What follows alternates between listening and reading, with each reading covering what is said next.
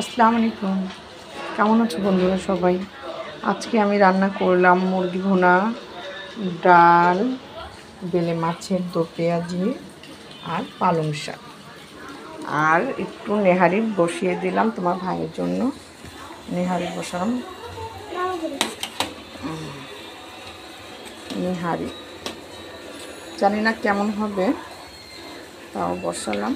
আমি আবার ভালো রান্না করতে পারি, আমার হাতে নেহারিটা ভালোই বলে। বসালাম, দেখি কেমন। এখনও কিছু হয়নি, শুধু সিদ্ধ করলাম মশলা দিয়ে, পরে এখন মাত্র বসালাম। আর আমার ছেলে রান্না করছে কি, হ্যাঁ আমার ছেলে রান্না করছে, সে নিজে রান্না করছে, সে খুব ভালো রান্না করতে পারে নিজেরটা। সে তার ম্যাগি নুডলস রান্না করতেছে। বাই বলে দাও।